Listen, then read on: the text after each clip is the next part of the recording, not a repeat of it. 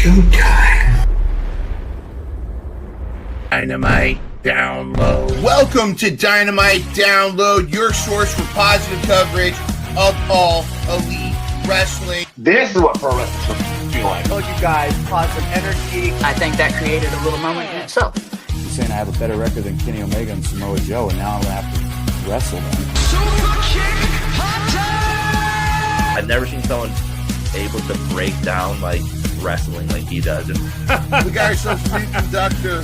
I love it. My real story does connect with a lot of people. That you need to be careful in the locker room. I definitely think that women's wrestling has been elevated. And with the loss of Brody, I feel like we were just kind of a little bit directionless. I was like deep diving into like cults. Raw horse. Raw horse? Oh my god! Amazing. I had to smack him around a few times to fully gain his respect. You said that in front of the voice of a generation. The Spring Heat match. Awesome. This podcast is, quite frankly, the drizzling shit, if I'm being quite honest.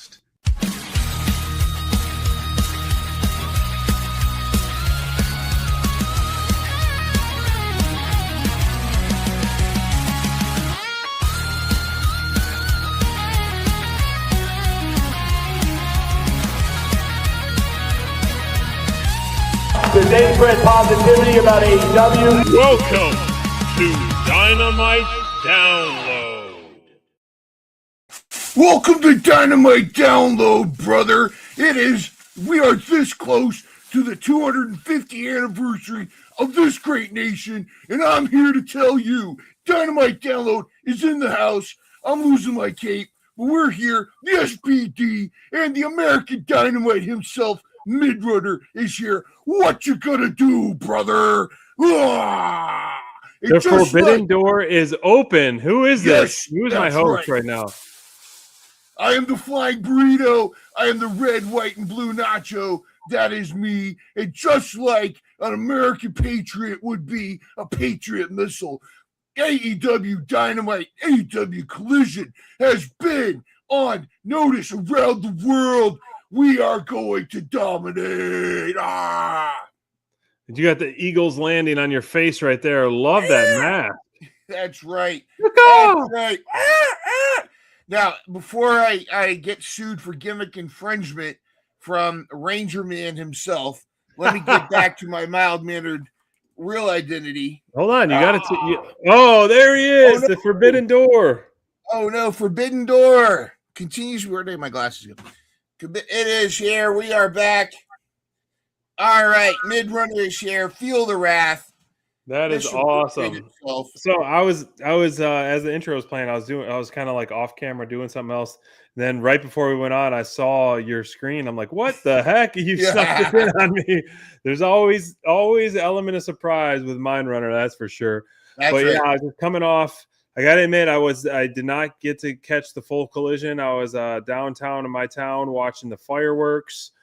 Just got back a few minutes ago. I do know I did read up on the spoilers and all that, and we do have an up-to-date standings on the fantasy draft, and there was, I believe, 19 points, roughly, give or take, available on Collision tonight. And so you're talking between Collision, Dynamite, Forbidden Door. We're at over a 50-point swing right now on our fantasy draft. And yeah, it's good. We all felt it. We definitely all felt it. Everybody got a bump, some more than others. Some more than others. We'll throw that a little bit later in the show.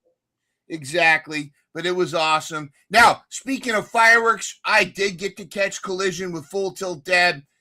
It was amazing. It was awesome. We definitely want to talk about it, but I think you and I agree. We've been talking off air before about this a lot. AEW is cooking with premium ingredients. The pay-per-view was fantastic. The Dynamites have been fantastic. Even if a couple of crowds haven't been all that hot, the shows have been great.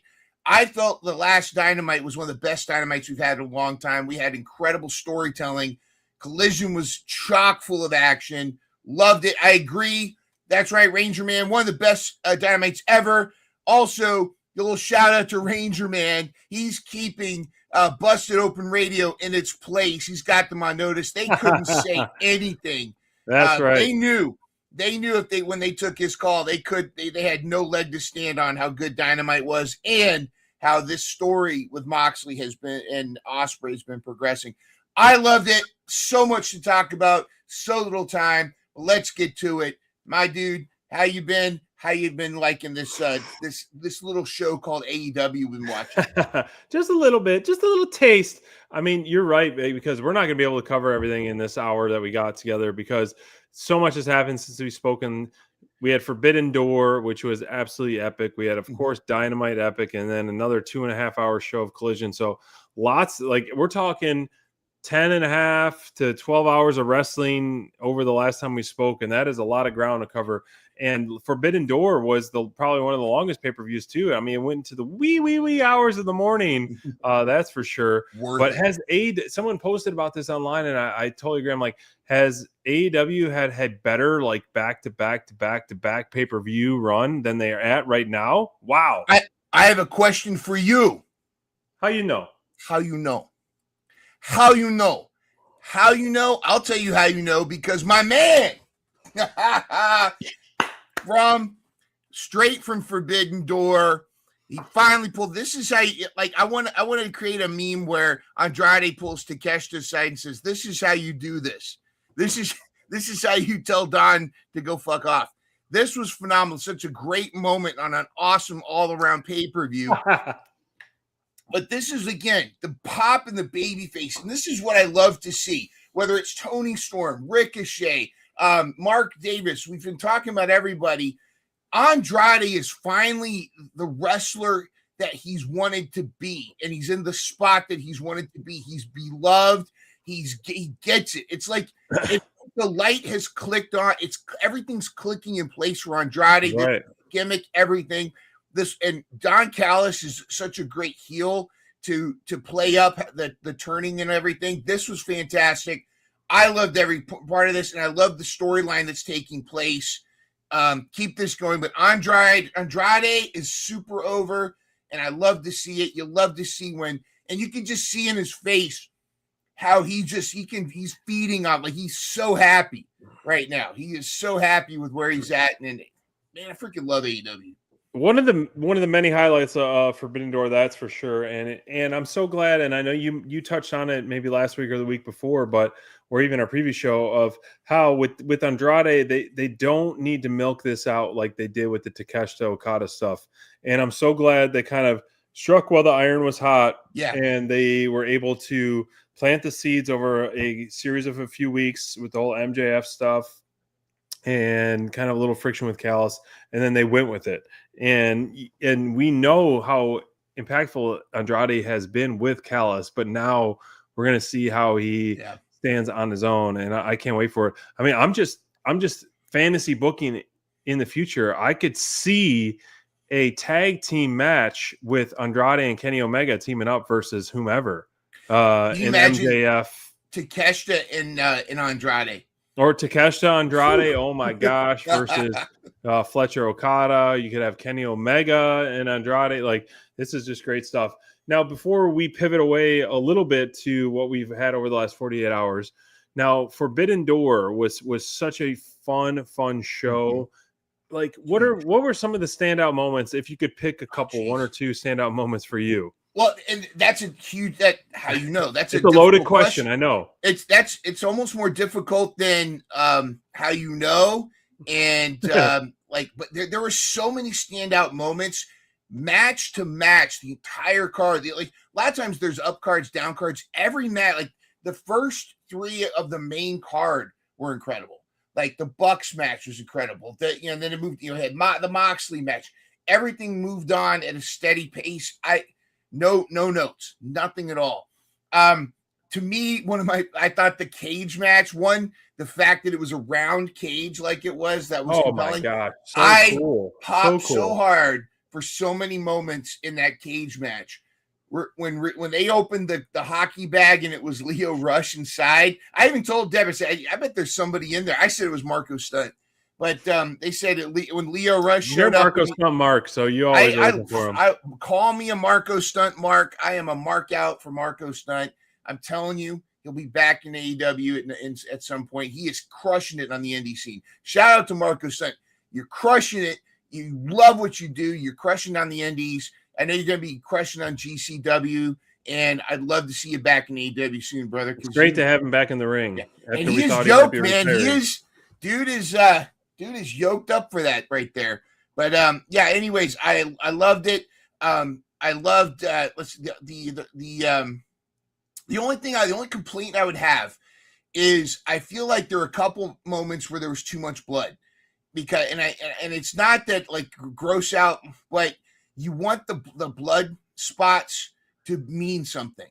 And I almost felt like there were a couple moments that were too much. I mean, Swerve and Ospreay delivered. There's so much that happened. But in the meantime, of course, we do have a super sticker. Brian Raz in the house. We got to go.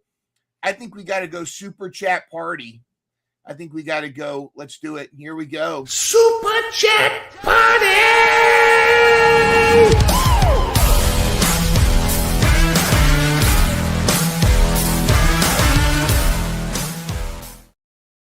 Whoa!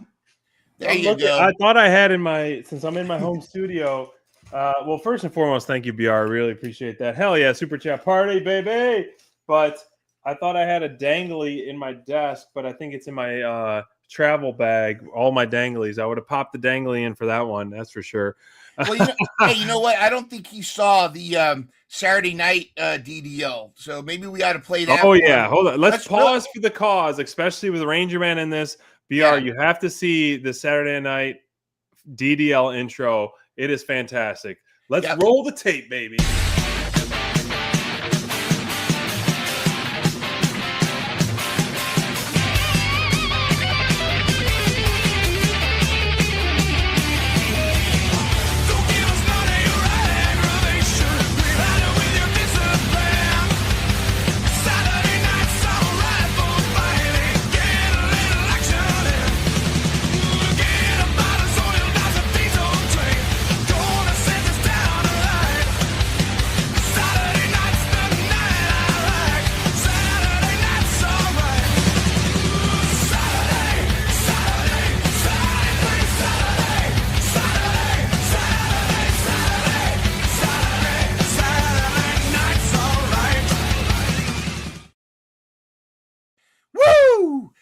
That stage dive gets me every time.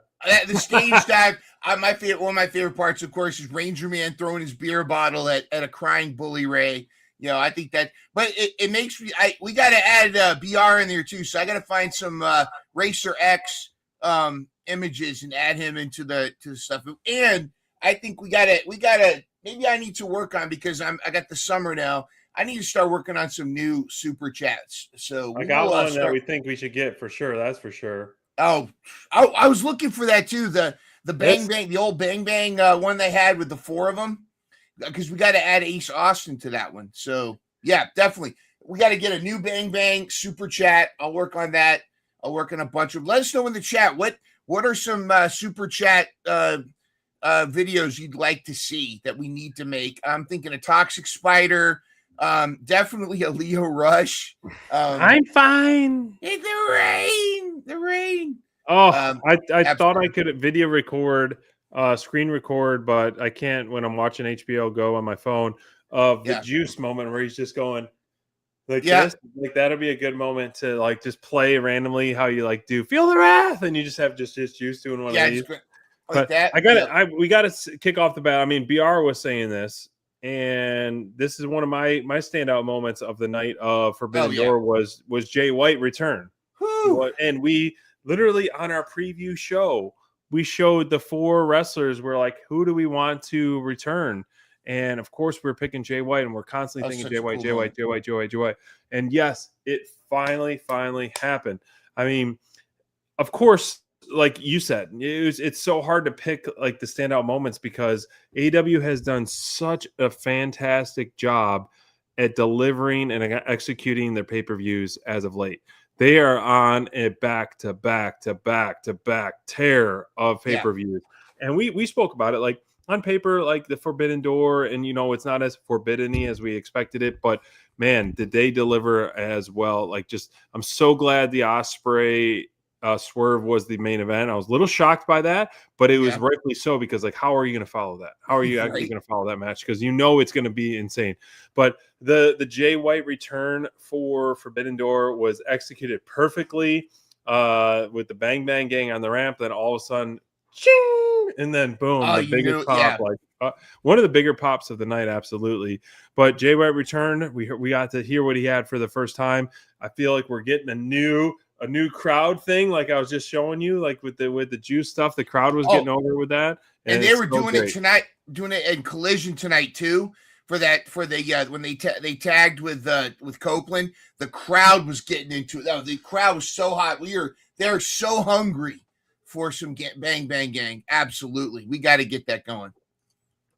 So with Jay White's return, I mean, it's just like on Collision tonight, I was able to see it, but like, to have the OG Bang Bang Gang entrance as we showcase on our intro of our show is just insane and just second to none. It is by far the best entrance in wrestling, by far the best entrance in AEW for sure. Like, these guys just have like such a great aura to them, and it's so great to have them all back together. Like, fantastic, especially on Collision, dominating that and getting that W. The W, easy dub. But wow, man, how are you feeling with Jay White's return? Oh, I love it, and it's great to see him. It was great to see him tonight. It feels like, because the Guns just didn't feel complete. It felt snake bitten, with everybody getting injured. It just felt like, one person to come back and then get injured. Yeah. I do like that they're keeping Ace Austin with them, and he's found his place now, and it's the five-person group. And I thought this match tonight was great. It was a great showcase of everybody. And you got to give Shane Taylor Promotions their flowers. I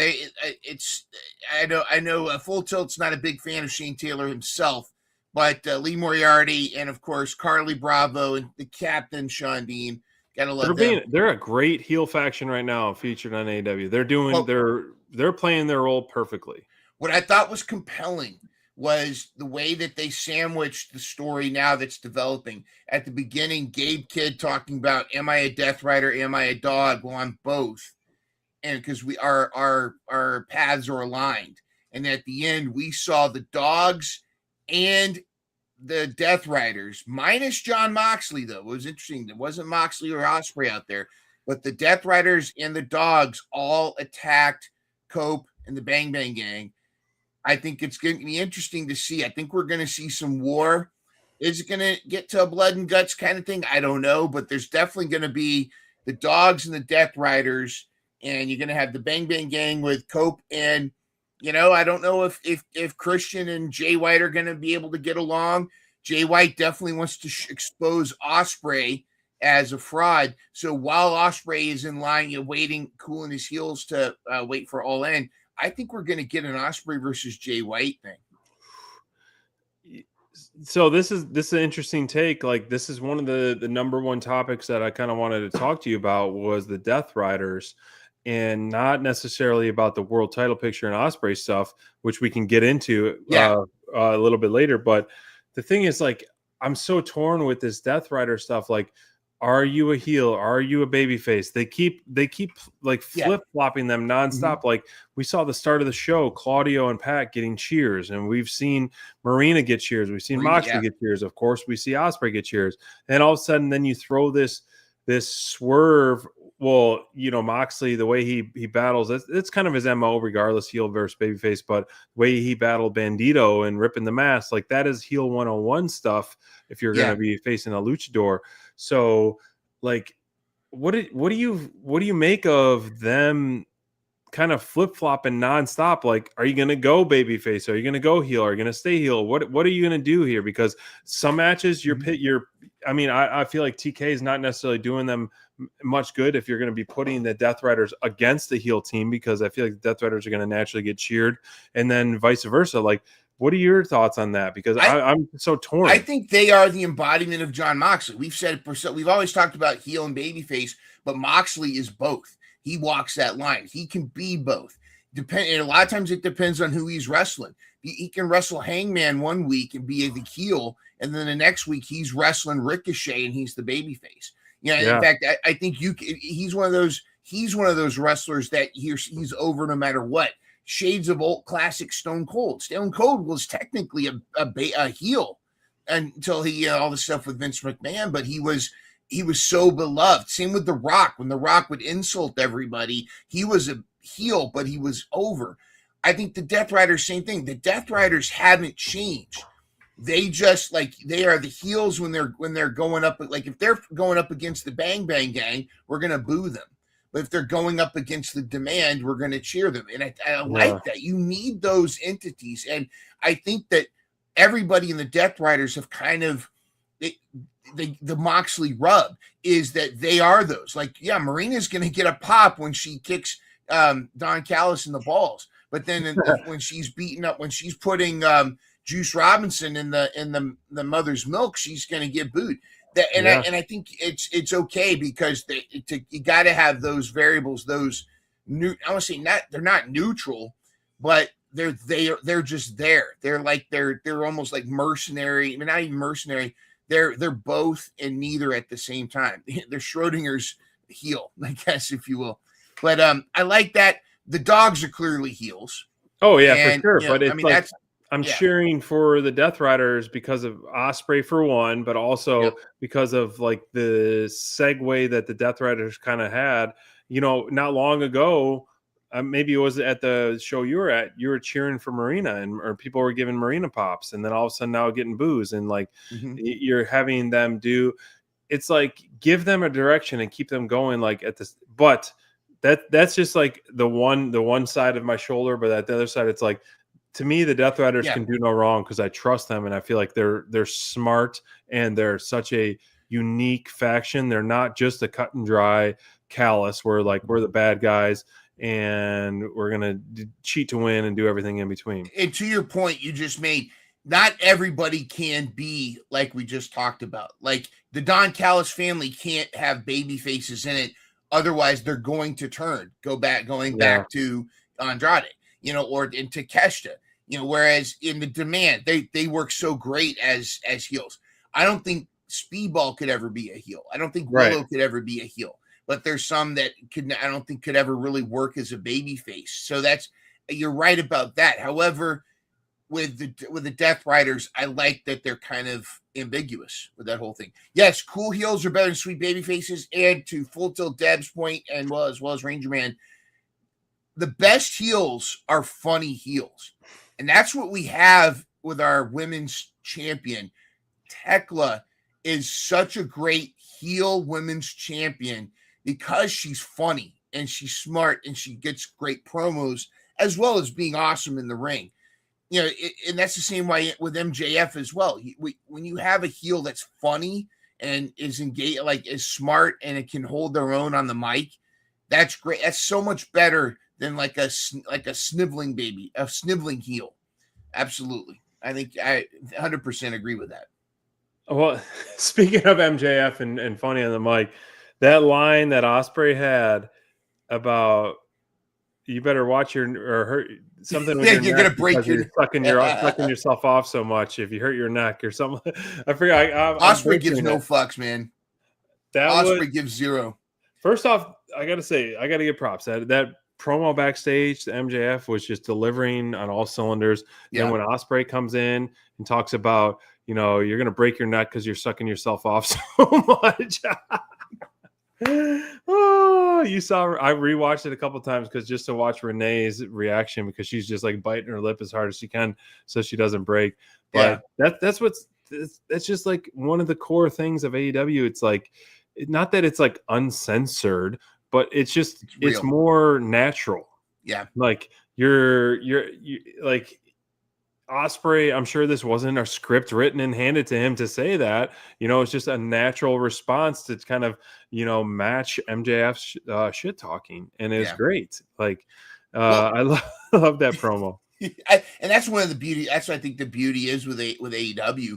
There's a meritocracy to it, but there's also a lot of freedom. Of course, with great freedom comes great responsibility. Thank you, Aunt May, whatever. But like, I think that there's a whole thing with that is you're allowed to find yourself. And that's what happens. Not bashing WWE, but that's what you see in AEW is these people finding themselves. Moxley found himself when Dean Ambrose was gone and Moxley became Moxley, and he found AEW after he was already Moxley out in the indies. And John Moxley showed up at AEW. That was the first when we started to see these guys coming over and finding themselves. Heck, even Cody, when he left for the first time, found himself in AEW. A lot of these folks are finding themselves, and and it's you love to see that. And I think there will be some new folks coming in at some point. May not happen for a while, but we'll see them, and they're going to start to find like, oh, now this is who I am. This is what I've become. What have I become? And I think you can see that with a lot of these folks. And I love that. And I love to see the flexibility, the not flexibility, but the freedom that you have to cook. Now you have to step up. I mean, sure. if you try to step up, if you half-ass it, you're out of here. And then we've seen that. We've seen some folks end up leaving AEW because they're just not elite enough. They're not stepping up. But everybody that has all in on the company. They're not the team players that they are. Yes, and I think hot off the press, it seems like Big Bill is moving back to WWE, which is totally fine. Like he found himself here, and he did it. I think he had a good run. He didn't get the push that necessarily he deserved. But if Big Bill and Enzo reunite at WWE, I'm all for that because that combo is fantastic. And Bill is the best shape of his life, and I think the best like in-ring stuff of his life right now. Yeah, and that's the thing about I'm not mad at Danhausen. Go ahead, do it. Just do it. I don't care. You? The Danhausen going to WWE is Danhausen going to WWE was a good thing. Nothing against AEW, but like he's hitting the ground running, and I almost think his time at AEW allowed him to think, okay, if I go to WWE, this is what I'm going to do. So if Kaz, if Big Bill, aka Kaz, hooks up back with Enzo, I think they'll do fine. But like you look at like, where's our boy Powerhouse Hobbs? What are they doing with him? Mariah May is not, Blake Monroe is not Mariah May. She would be the world champ or be challenging for the world championship right now. There's some puzzling. Like now, I do like that Penta's getting a lot of stuff, but I don't know what's going on with Ray Phoenix. I get the cliff notes. I'm not invested at all. I'm invested in AEW, and yes, this is the right decision. This was so great. We had to pivot a little bit on the women's side. We predicted what was going to happen on the men's side, but this is the marquee photo that's going to sell more tickets at Wembley. This is it. I mean, you have Mercedes Moné, a global superstar, where she put the time in everywhere across the world, and of course Ospreay, homegrown talent, and the push that he's getting. Like, this is going to help All In so much, and I'm excited. I think the Owen Hart Cup tournament was better than expected, and it not only provided fantastic matches, but it also created new stars such as Maya World. Yeah. Oh, this is going back to what we're saying. Yep. This is going back to what we're saying, allowing these talents to have those moments. And look at what, and Maya took the ball and ran with it, and they gave it to her, and they gave her like, all right, here's next. Now, I was on the edge of my seat with that match. I felt like that could have been match of the night for the Forbidden Door. Because I was like, come on, TK, Maya World should win. Yes, this is the smart move, because you want, no matter whether Tekla keeps the belt or not, you want Mercedes. That's going to sell tickets. It's going to be big man. That's big. It's the WrestleMania, whatever. I'm fine with that. But what's cool is what they're doing with Maya World now, because tonight on Collision, she's the number 2 that's going to get a title shot if they win the Casino Gauntlet on Wednesday. Right, number I 1 love is a good Athena. Casino Gauntlet. So number 1 and number 2 of the women's Casino Gauntlet are Athena and Maya World, which Ranger Man, I think it was Ranger Man or Steven, maybe it was Steven, that had the idea that Maya World should be the one that takes the Ring of Honor belt from Athena. Agree. And I think that actually, because you've established Maya World as the superstar, And now I think that would be a good feud to develop from this Casino Battle Royal.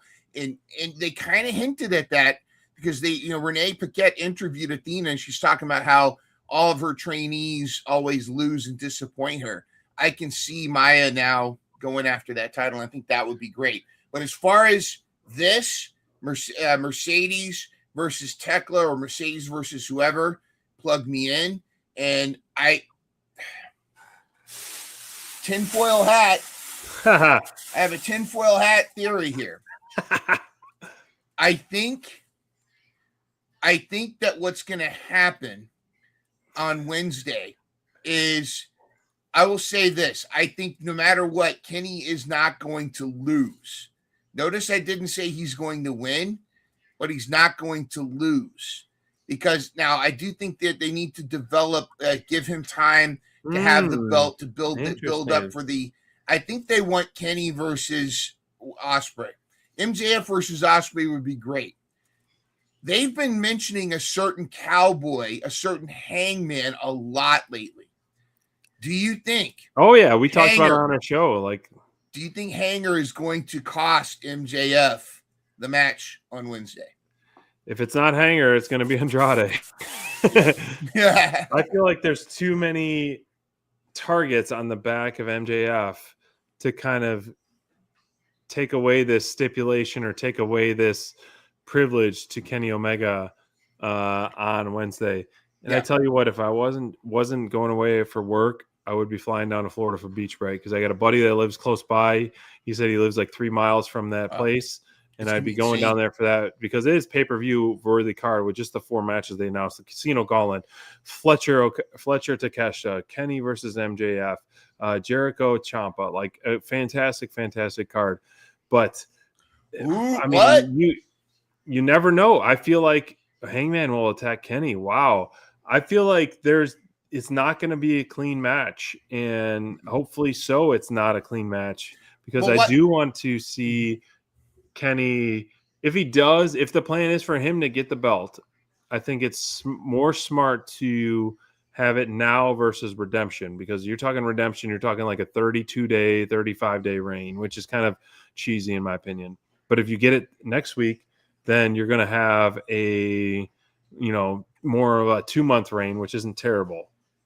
So it seems like to me that they created this new pay-per-view Redemption for Kenny. It sure does.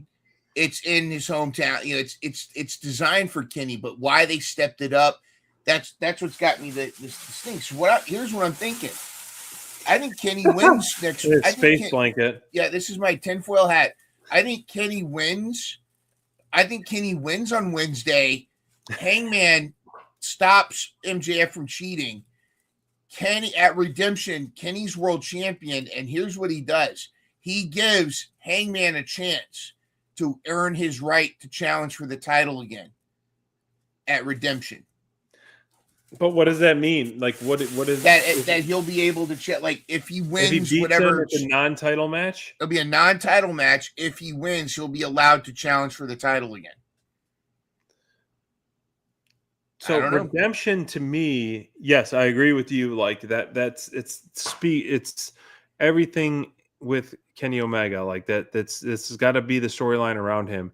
However, now that you had your tinfoil hat on, and got me thinking, was like maybe at Redemption, Hangman can get his redemption, but in another way, not necessarily maybe against Kenny Omega, because I would hate to see Kenny Omega take a L, even if it's a non-title match. Maybe because of the interference or whatever he does with MJF, he faces MJF at Redemption for that stipulation to be revoked for whatever it may be. Well, let's break it down, because really there's only 2 possibilities really on Wednesday.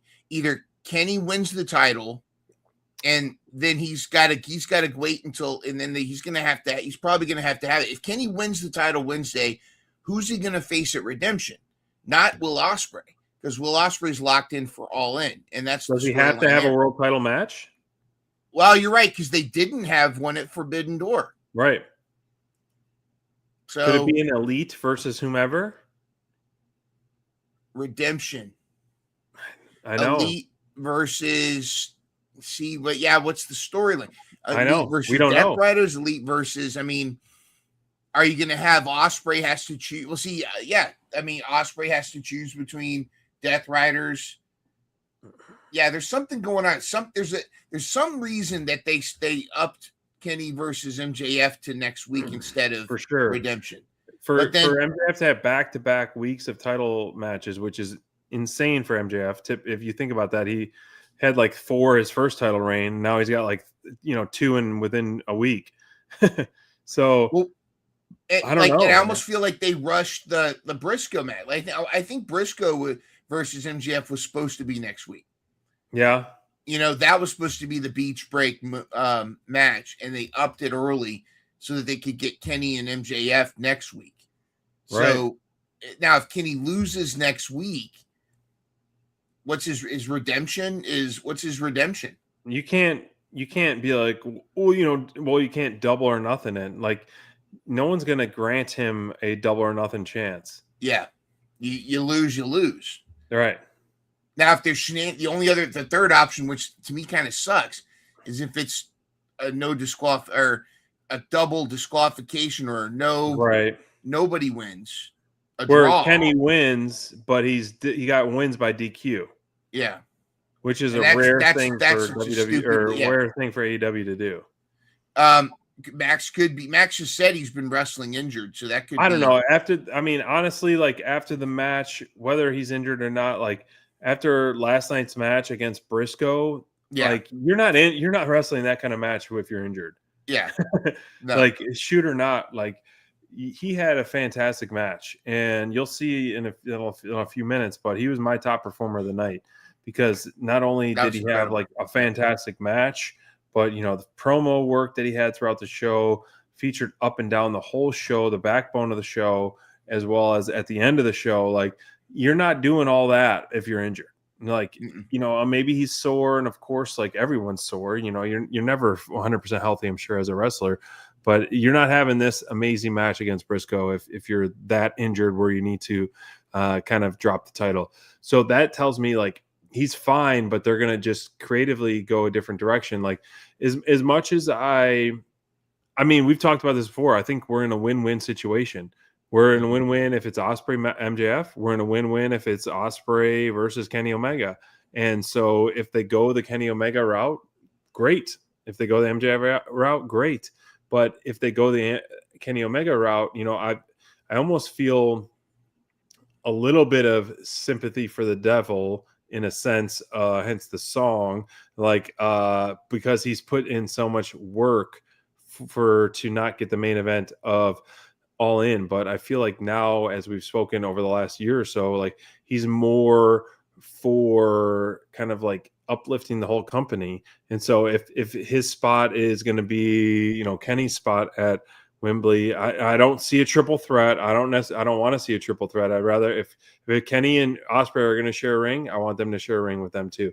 It would be fine to have Hangman revisit that feud with MJF. You still got Andrade kind of going over MJF. You have other people going. MJF has a lot of targets on his back with or without the title. I feel like he's doing a great job at selling all these storylines. But I'm not buying any injuries right now. Yes, he is, but he's not able to do what he's doing right now if he's that severely injured.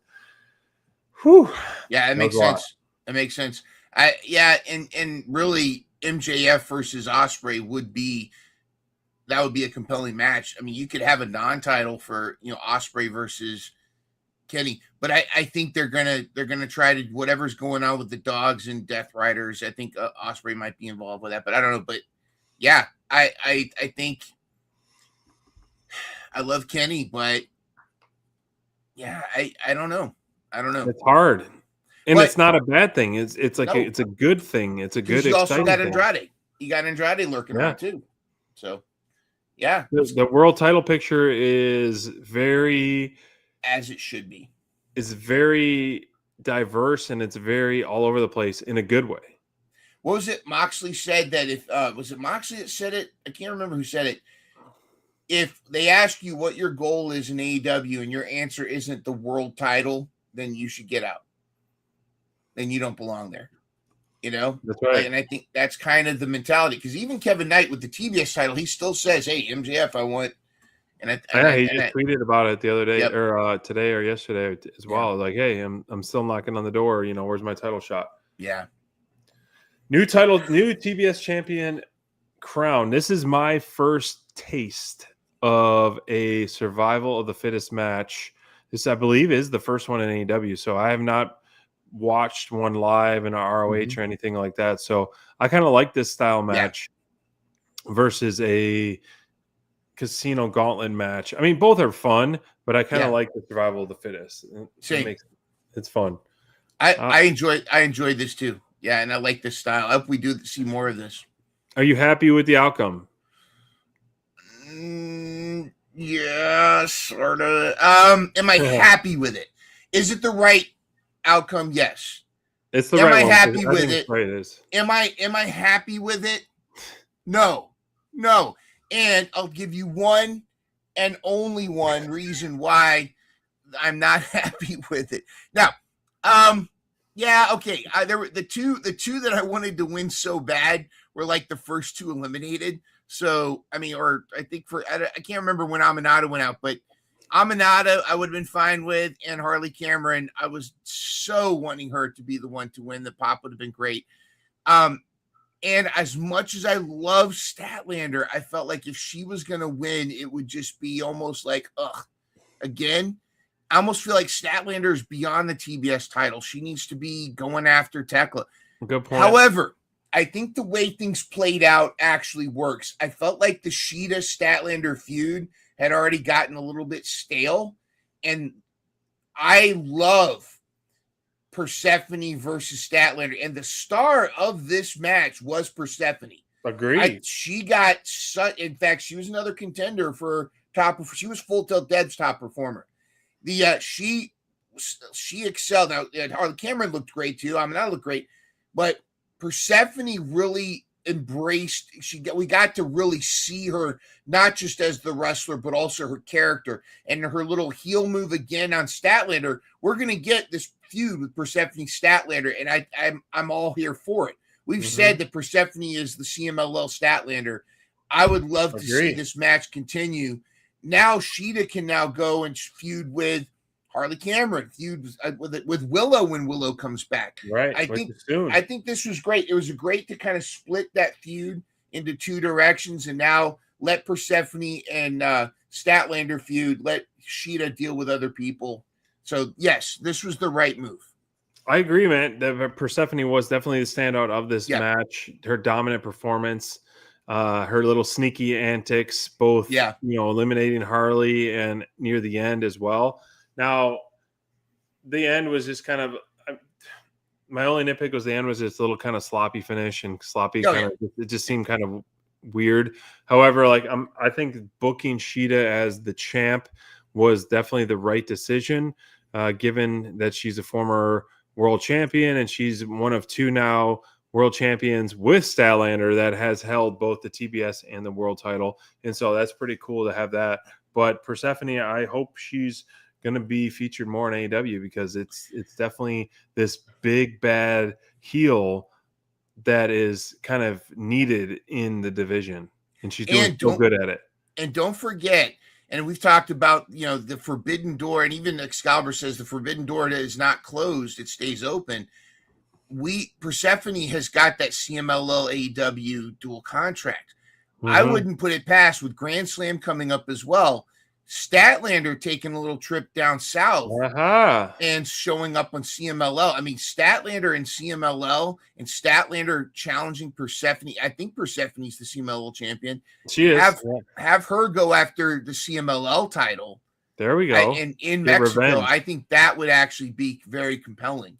And I would love to see that. And then, that way Statlander could be the first to have the world title, the TBS title, and the CMLL title. All she needs is the Stardom title or New Japan Women's title. And she's good. Yeah. I love it. One of the most over guys right now is Lio Rush. Lorraine! Hold on. Lorraine! Lorraine! We've spoken about this on our show. It is it's so unique and so out there, but it is so fun and captivating. And I love that he's getting the props from the fans at the live shows. I love that he was just kind of this random wild card in the cage match. So fun. Like this guy, and I've spoken about it before, like the gimmick stuff. Like I'm not a Danhausen fan, but I'm a Lio Rush fan, and I'm also more of an Orange Cassidy fan, because if you can go in the ring and still have this kind of gimmick stuff, you're going to win SPD over, for me at least. That's my take. But Lio Rush, man, Blackheart, and I saw what he was doing at GCW, and he had a match for Shotzi, and so like this stuff that he's doing. I mean, he stood out to me. I mean, we've had Kevin Knight, top performer of our Dynamite, he's probably been one of the most over the last year or so, and I was most intrigued about Lio Rush in this match more than Kevin Knight, and that's crazy to say because of the character work he's doing. This sums up the entire match. I mean, you can see Kevin on the floor, Jake Doyle being a big enforcer factor, but when Gallus turned around and there's Lio right there. And like we said, like you just said, Lio Rush, and that we forget, but his character's so compelling, but he can go. Like can go. Like he was doing like just if you told me Lio Rush with Kevin Knight back when he was with the Crew, I'd still be plugged into this. But for sure. Yeah, but the stuff that he was doing in this, he touched it, he knows. I mean, I think it's phenomenal, and you can tell like things that like Ruckus and a lot of other people are saying from the locker room. They're really happy that Leo's found this character, and this goes back to another thing: people, when they're allowed to explore and they find what works. And when I popped so hard when he came out of that hockey bag. Oh yeah, that was great. I think we need to continue to see him and see how he reacts with the conglomeration, and just he can be that character that can just show up, like kind of what I thought they should have done with Abaddon is have him show up like every now and then when someone's doing a promo, he's in the back just kind of like this and just like just showing up. He's going to be that, and he'll get a pop every time. Yeah, it's pretty exciting every time we get a Lio Rush, and I'm glad he's getting this feature. We saw him shave his head. We're like, what the heck is going on with him? And then now he's got this just bizarre, unique character, SPD, and it's so fun. SPD, it's fine. It's fine. It's fine. Oh my gosh. I just saw a tweet like that. I mean, the venue next week is going to be so unique and epic. Is that the baseball one? No, that's on the 10th after the baseball. This is the one that's on, it's Beach Break, which is actually beach. It's not in like Cleveland, Ohio in the winter or whenever they did Beach Break before, like in February in Cleveland. Remember that? Yeah. But it's on in Clearwater on like an outdoor venue, which is pretty cool. Collision tonight. And, we spoke about on top of the show, like 50 plus point swing on our draft over the last not even week. And Collision was absolutely stacked. I admit it, I had to come clean at the top of the show. I didn't get a chance to watch all of Collision because I was out downtown in my town where there was some fireworks, 4th of July celebration and all that.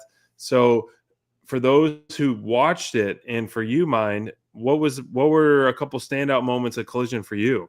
A lot of our favorites were featured here. Yeah. Now, granted, it's kind of Dynamite raised the bar. So, like, if I compared it to Dynamite, that would be unfair. But there were and if this was the same crowd because it was pre-taped, so it was the same crowd. Right. But they were still pumped. Like I thought the Bang Bang with Adam Copeland versus Shane Taylor Promotions. It was great to see the Bang Bang Bang gang together. They had the 5-person now rotation with Ace Austin in the mix. Oh, so the crowd was pumped, like we were saying with all this. The Fletcher ELP, from what I saw of it was fantastic. I like, of course, that Maya World and Athena is going to be in the thing. The standout performance. I mean, the Rascals are such great dance partners, and you had Mystico, Bandito, and Speedball versus the Rascals. Yeah. Oh my gosh. That's like let me just get sugar and cocaine in my system. And the I really like Shingo from the Unbound Company. I thought the Driller guy was pretty cool too. It's interesting to see with the Death Riders rolling around. Honestly, I'd have to say the standout match was the Bang Bang Gang with Adam Copeland. Heck yeah. And I think that was the standout out of everything. And that's not saying anything else was bad. Also, Toa Leona is a scary MFer, dude. Toa Leona is a scary MFer. I mean, but I wouldn't mess with Bishop Khan either, but Toa Leona, man, he got a cut over his eyebrow, and he's yelling at the camera like, you get put down. I'm like, all right, dude. You're some macaroni salad, brother, and some Spam. I'm not gonna mess with you. Yeah, they do. They are a scary faction, and it worked perfect. I mean, we were so glad that Ricochet joined them because it just seemed such a great, easy decision for them to kind of pair up. But that's got to be our next super chat party. Is Guns Up, man. We got to do the Bang Bang Gang, cha-ching, and with the Jay White cha-ching. Yep. Can't wait to catch up on Collision tomorrow sometime. But hopefully that this is going to be the main event of Beach Break. I mean, we've seen time and time again that world titles start the show. But if this is announced as the main event, we're getting a title change. I think it's got to be. Yep. If this is the opening show, I don't know. But if this is going to be the main event, I feel like this is totally going to be a title. I think this will be the main event. And I think Takeshita Fletcher is going to be the opener. I think that's going to be the opener. That sounds great. We'll have the casino will be the middle. Casino the casino gauntlet for the women's thing will be in the middle. That'll be like the same with Jericho match.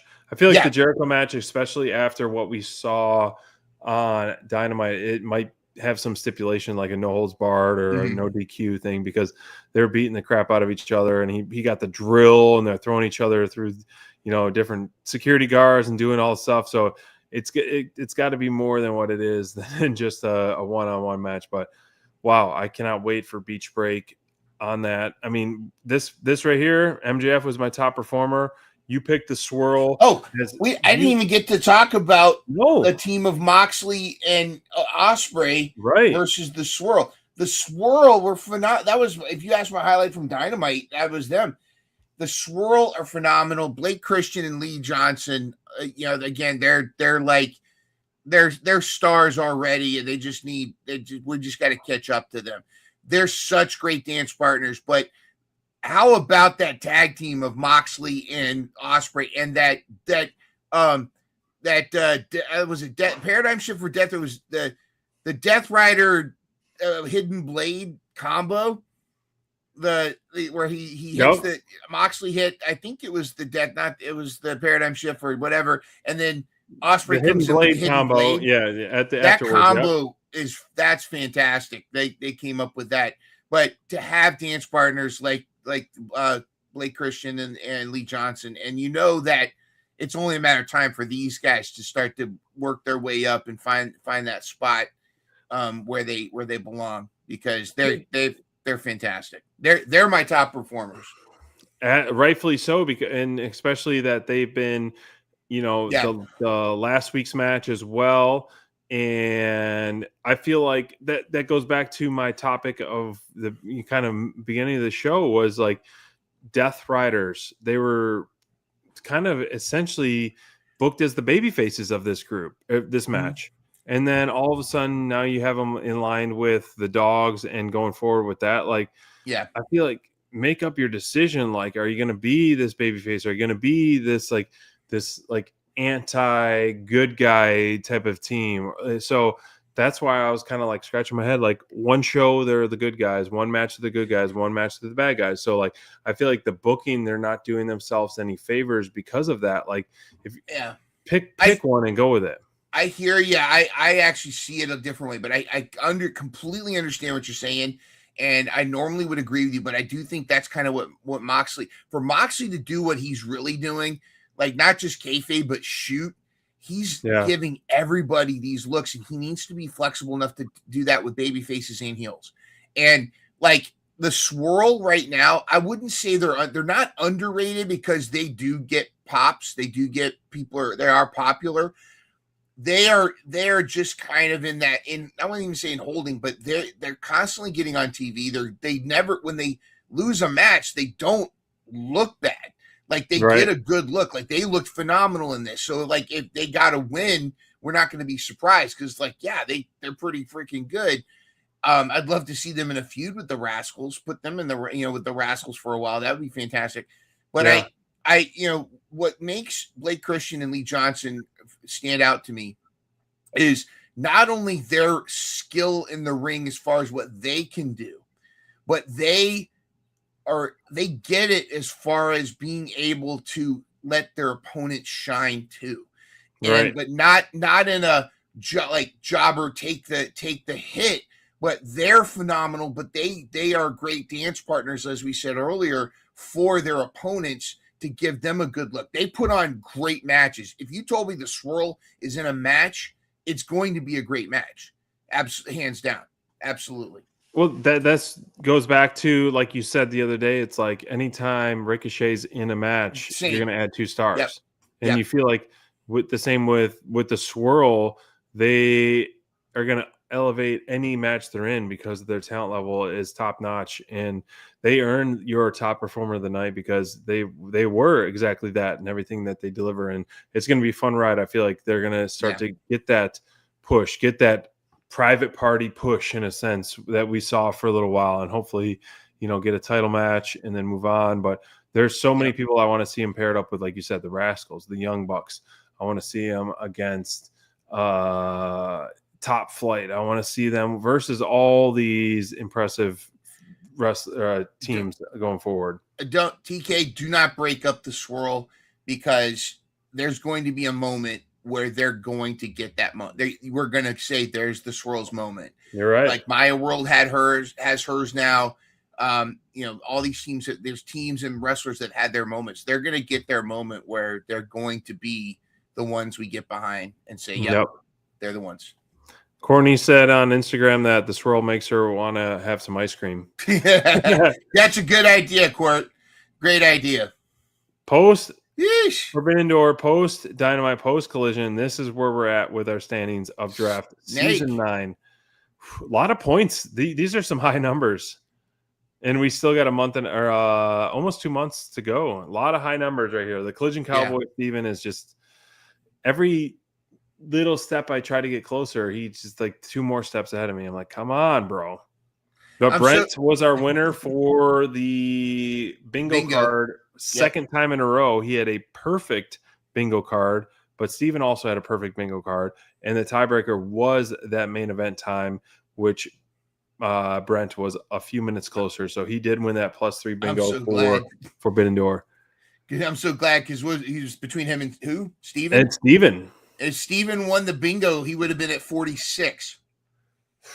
Yeah. I think we got one of the bigger sleepers in our draft is going to be Ranger Man, because not only did he pick I'm looking at these. Not only does he have Fletcher, but he has Jay White as well.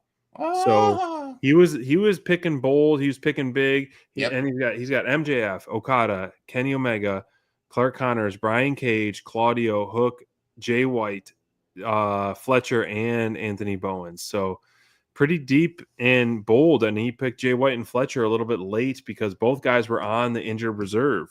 And now he's going to be starting to reap those benefits. So sleeper with Ranger, and don't sleep on him. Mm-mm. Oh, and of course, I'm so glad I had to call in. I had to call TK and say, please put Roosh in a squash match. I got to get at least another point.